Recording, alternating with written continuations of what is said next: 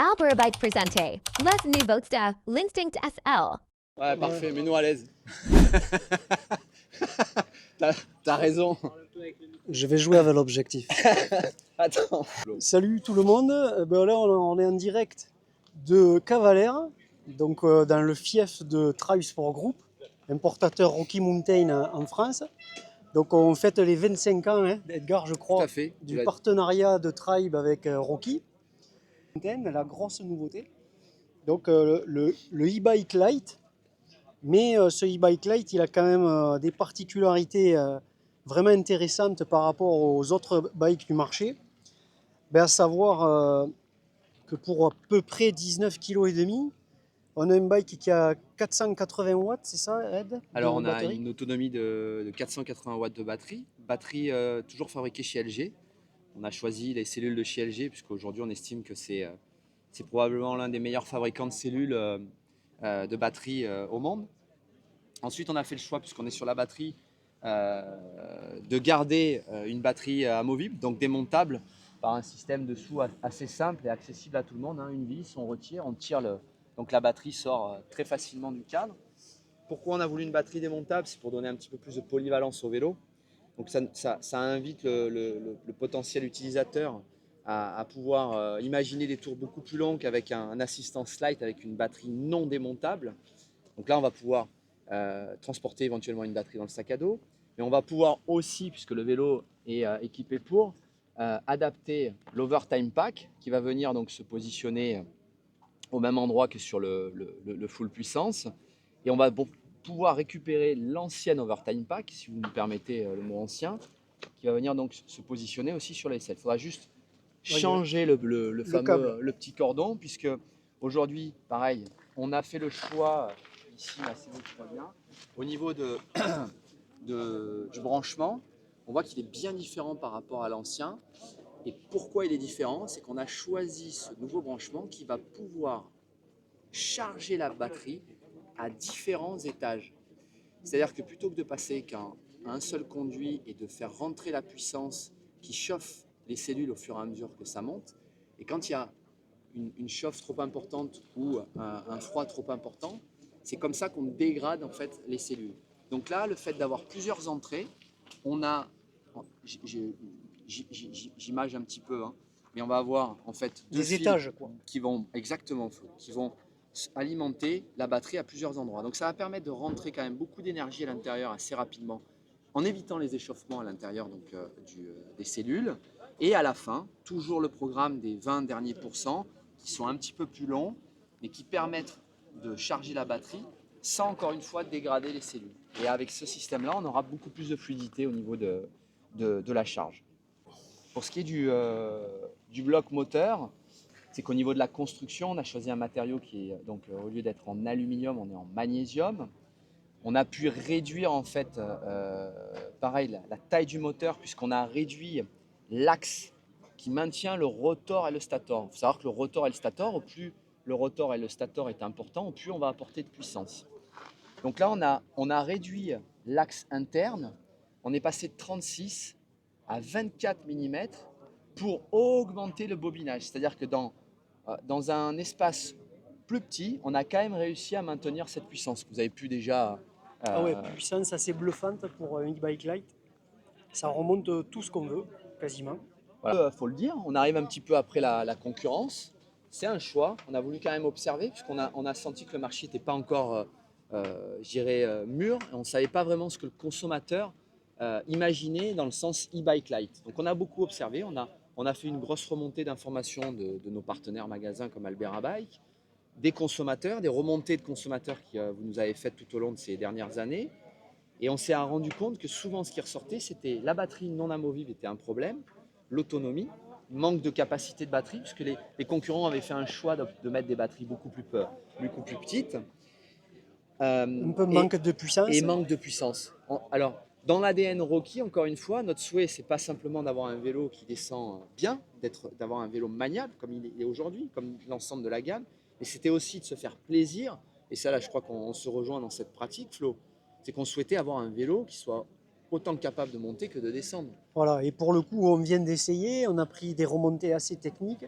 Et là, c'est bluffant parce que même quand on se rate, il faut y croire et le moteur reprend même à très très bas régime. Et il a la ressource pour repartir même dans des murs. Donc là, on est assez bluffé. On n'est pas loin de la puissance des e-bikes classiques sur ce type de parcours.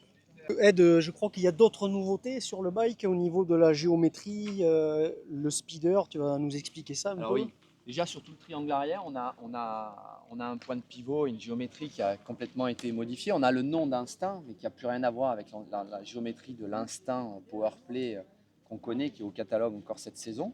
Donc là, on est sur une version SL. Le poids, la puissance était différente, forcément, on a une géométrie qui est différente, un maintien qui est différent en termes de maintien de suspension. Donc déjà, on a un dégagement ici qui est beaucoup plus important du fait qu'on a un volume beaucoup moins important de moteur, donc forcément on gagne en garde au sol. On se retrouve aussi avec des manivelles maintenant qui sont en 165 mm, donc pareil, on augmente la capacité finalement en franchissement. Et puisqu'on est ici, il y a une évolution qu'on va retrouver aussi sur toute la gamme maintenant Powerplay, c'est que vous l'entendez là aujourd'hui, hein. Ici, on a changé le roulement type Spider par un roulement ratchet. Ok, pareil que finalement une cassette. Alors pourquoi? On a fait ça dans un souci, comme on vous explique toujours, dans un souci que le magasin puisse intervenir facilement sur le vélo. Le roulement Spider, l'ancienne génération, elle invitait à avoir des arraches très spécifiques pour pouvoir les extraire. Donc ce n'était pas une manipulation évidente. Alors que là, avec le système ratchet, c'est comme un corps de roue libre. Ça se sort très facilement, ça se graisse, ça se remboîte très facilement, donc facile à entretenir, facile à nettoyer, même après un gros coup, on ne devrait pas, mais ça arrive qu'on lave avec du jet à haute pression. Donc d'éviter d'avoir cette eau qui reste à l'intérieur du système, et surtout dans le temps, la graisse sort, donc là on va pouvoir regraisser facilement le système. Donc ça, voilà, c'est vraiment une des évolutions qui va être intégrée à tous les powerplay. On est en custom valving toujours, hein. Ça c'est important à retenir, c'est que toutes nos suspensions, selon la taille du vélo, on a un setting qui est particulier. Donc le S reçoit un setting à la taille du vélo, donc avec forcément une compression qui va être moins importante que sur un XL si on va dans les extrêmes. Et en même temps, on va avoir aussi une longueur de base et de haut-banc qui, en fonction de la taille du vélo, vont être aussi, bien entendu, différentes. On va avoir des bases beaucoup plus courtes sur forcément un small que sur un XL pour augmenter la stabilité. 430, 440 et 450 si je Exactement, je ne me Flo, tu as trompe. bien retenu. Bravo. Ensuite, tous nos vélos nouvelle génération sont équipés d'un drop-out pour montage type T-Type, mais acceptent un montage Shimano, TRP ou éventuellement d'autres systèmes de suspension. Ici, donc, bien entendu, hein, il est pré-tubé. Tous nos cadres sont pré-tubés pour accepter un système soit mécanique, soit électronique. Au niveau après des pièces en commun qu'on retrouve sur l'ensemble des Powerplay, on a toujours notre système donc propre maintenant, Jumbotron, qui est emmené grâce à des mises à jour à avoir des informations supplémentaires. On voit l'évolution au niveau du pédalage qui est plus tout à fait la même par rapport à la première génération. Donc c'est des choses que vous allez pouvoir aussi proposer à des clients qui roulent avec l'altitude de 2023, 22, 23. Ensuite, on a toujours la télécommande, le petit display qui lui est complètement autonome. Il faut savoir aussi, ça je le dis pas assez souvent, mais demain vous tombez, vous cassez la télécommande, le vélo continue à fonctionner, on va pouvoir changer les modes grâce au système. On le voit ici, hein, ça change, d'accord. On va pouvoir continuer à rouler même en ayant cassé la télécommande. C'est quelque chose que n'offre pas la concurrence. C'est-à-dire que tu casses l'un ou l'autre, tu rentres à pied, enfin tu rentres en pédalant. Tu viens à casser pareil le Jumbotron, tu n'auras plus d'affichage. Par contre, tu pourras continuer à utiliser le système pour pouvoir changer les modes.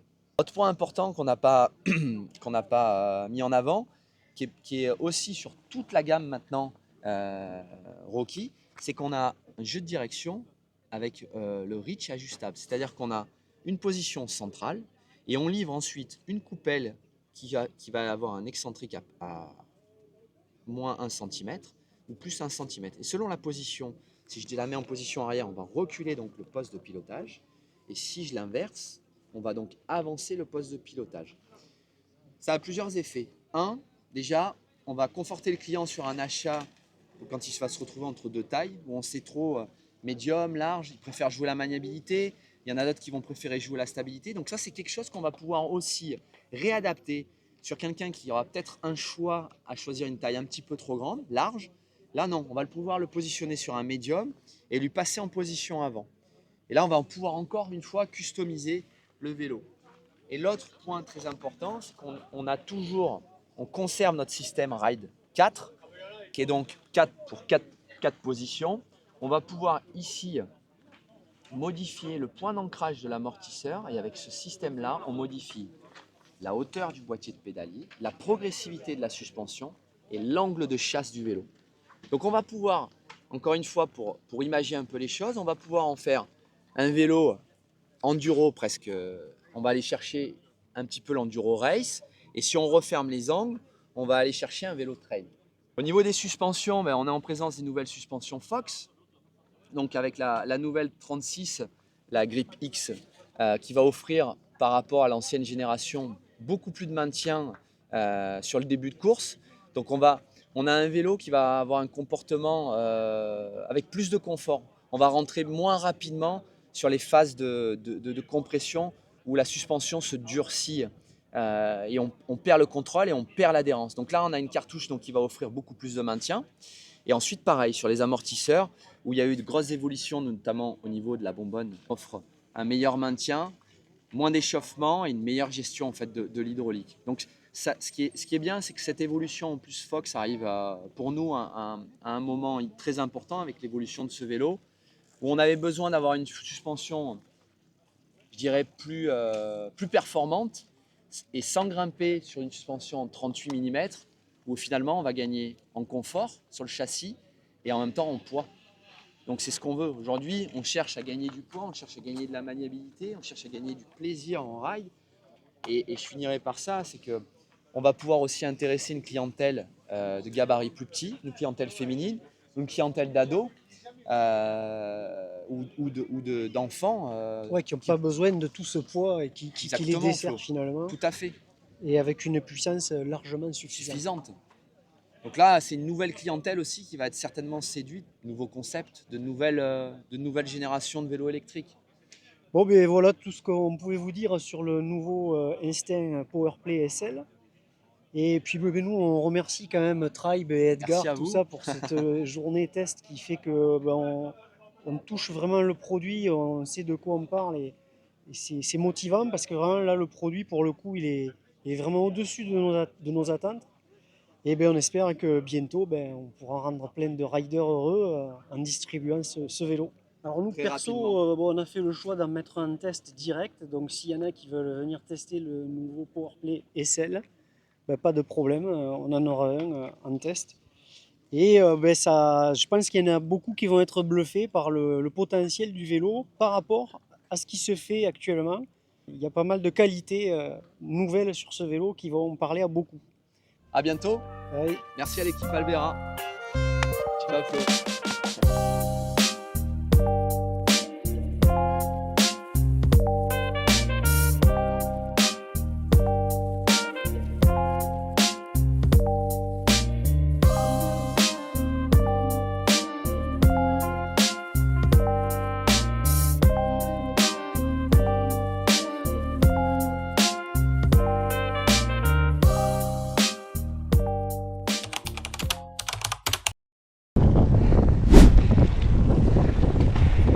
Ah mais au-dessus de 25, ça a l'air d'avironner aussi. Regarde, le bon endroit, coupe l'assistance.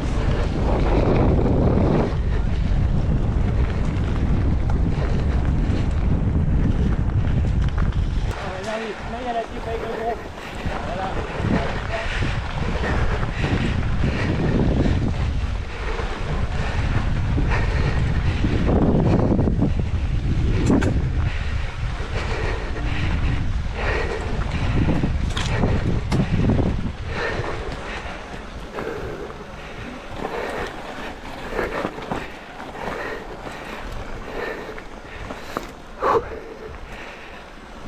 Non, parce que putain, ça avance. Et ouais, ça avance. Et c'est là où finalement. Alors là, on fait un toujours avec un SL, tu ne peux pas rouler à cette fréquence-là. Si, sur un lunch ride. Ouais. Et toi qui as l'instinct comme ça. Ouais. C'est vrai pour l'instinct SL? Oui, sans problème. Oui. Faut faire la même chose. Oui. Là, dans la descente, tu vas le sentir, c'est que avec l'instinct SL dans tous les appuis, ouais. De suite là, tu as un peu plus de poids qui t'embarque sur l'avant. C'est encore différent. Donc il faut déjà s'employer un peu plus du fait qu'il y a plus de poids, plus de puissance. Quand tu prends la phase de freinage, tu as du poids en plus, de la masse en mouvement supplémentaire que tu ne retrouves pas sur un SL. Donc au final, comme tu disais tout à l'heure par rapport au gabarit, ouais. Je pense que je vais physiquement plus adapté à un SL qu'à un full puissance comme ça, un mid entre deux, comme est l'instinct aujourd'hui. Après, ouais. L'altitude va apporter autre chose en termes de franchissement, en termes de capacité à prendre de la vitesse en descente. On est sur un 145, 150, l'autre on est quand même sur un 160, 170. Mais tu vois, même pour simplifier les gammes, ça remplace vraiment ça. Oui. Et tu as une altitude. Voilà. Ouais, tu as 3 moteurs, les Gosses, le All Mountain. Là, c'est hyper logique. Message plus clair. Message plus clair. Ouais. Ça va nous aider, je pense, probablement à donner plus de visibilité de la gamme aux consommateurs. Donc, il n'y a plus ce moment où il ne sait plus, j'achète un box. Ouais, parce qu'il y a des vrais écarts entre les vélos. Exactement, c'est marqué. Je fais ça, ouais. Je fais de l'enduro race, machin, j'achète ça.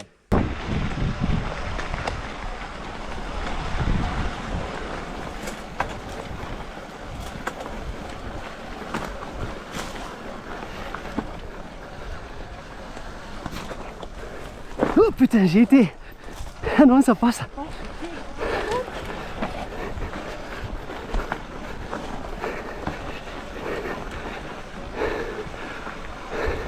Bon exemple là, parce que j'ai failli caler. T'as vu comme il repart? J'ai continué de faire comme avec le gros, il est parti, il est passé.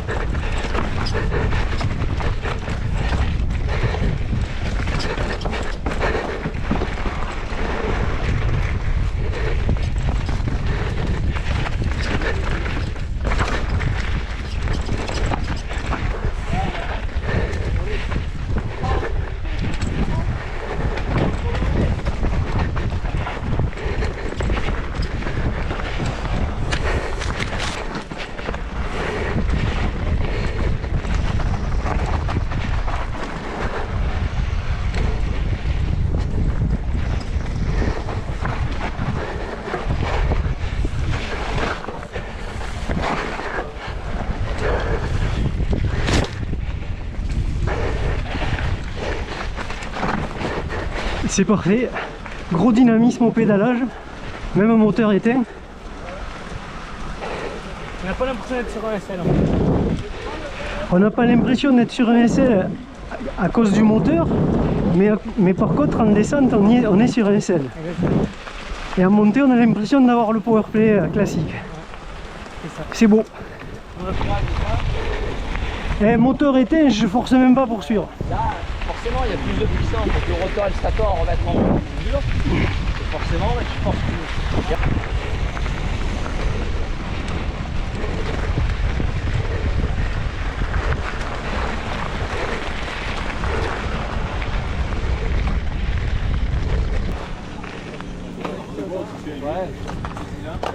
Bon, mais là, regarde, 9% de batterie.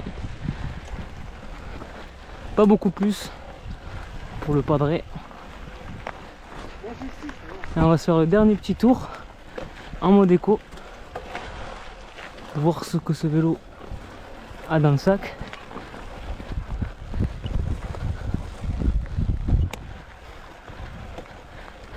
Surtout pour la descente. Cette descente a été magnifique. D'ailleurs on a fait full power, mais là c'est plus possible.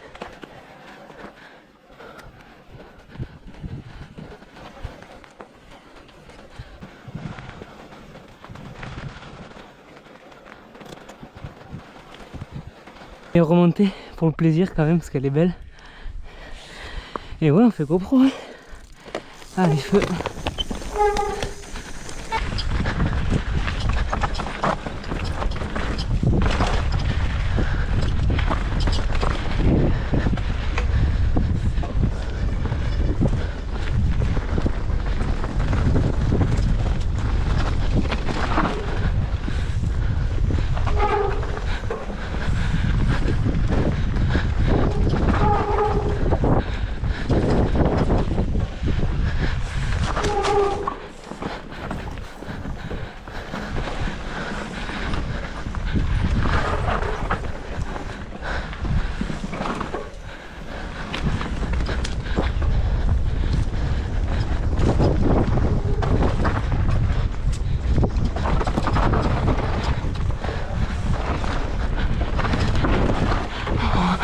Oh oui.